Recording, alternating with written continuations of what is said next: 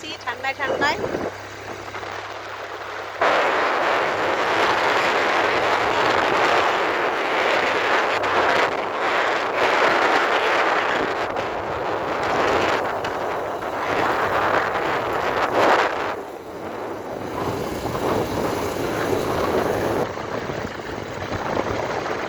ঠান্ডাটা বেশ লাগছে না? দাড়িগুলো পাকা পাকা হয়ে গেছে আর দাড়িগুলো কাটাকাটির নাম নাই বলো, এত কাজে ব্যস্ত। কাটা তোলা হচ্ছে তো তখন আর ঠিকঠাক ভাবে থাকা হবে না নাকি?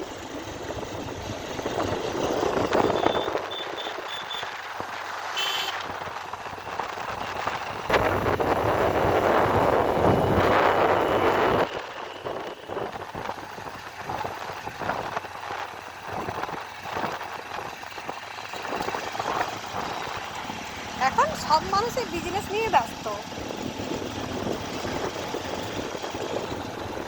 প্রচন্ড ঠান্ডা পড়েছে বন্ধুরা।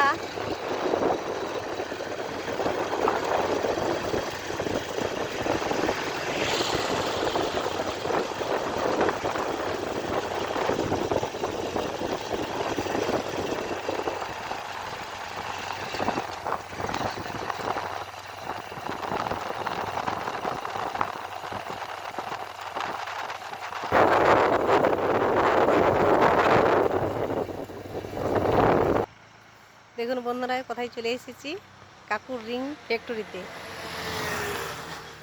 দেখি ফ্যাক্টরি এখন বন্ধ আছে না চালু আছে।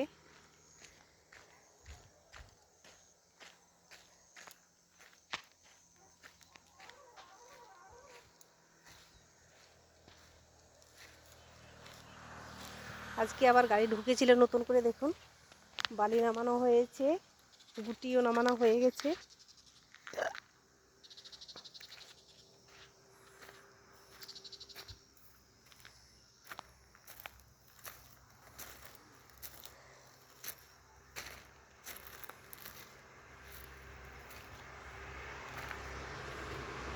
এখানে প্রায় 10 বছর থেকে রিং বানানো হচ্ছে, কিন্তু কোনোদিনও আসা হয়নি। তাই আজকে এলাম, একটু আপনাদের সঙ্গে শেয়ার করছি কিভাবে কি হয়। ঠিকঠাক এখনও আমি জানি না, এই কাজটা এখন বন্ধ আছে। দেখুন ওইখানে গুটি মশলা তৈরি হয়, আর এই যে এইখানে চাকার মতন জিনিসগুলো আছে, ওটার থেকে মালটা বের করে এই যে এইভাবে রাখা হয়। দেখুন এগুলো হচ্ছে ফার্মা দিয়ে তৈরি হয়।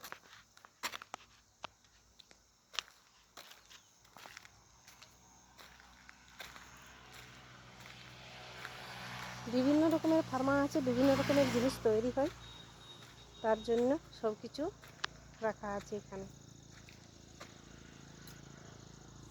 এই যে রিংগুলোতে জলের মধ্যে ভিজিয়ে রাখতে হয়, যে বড় বড় পাইপ কালভার্টে যে দেয়া হয়, সেই জিনিসগুলোকে জলের মধ্যে ভিজিয়ে দেওয়ার জন্য এখানে একটা জলের চেম্বার করা হয়েছে।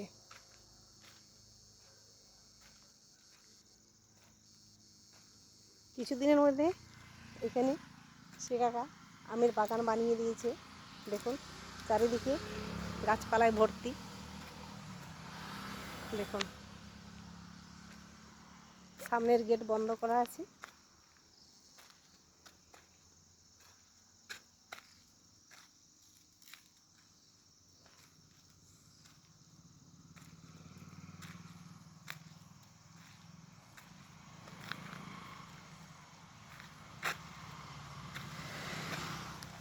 কাকার এই ফ্যাক্টরিতে এলে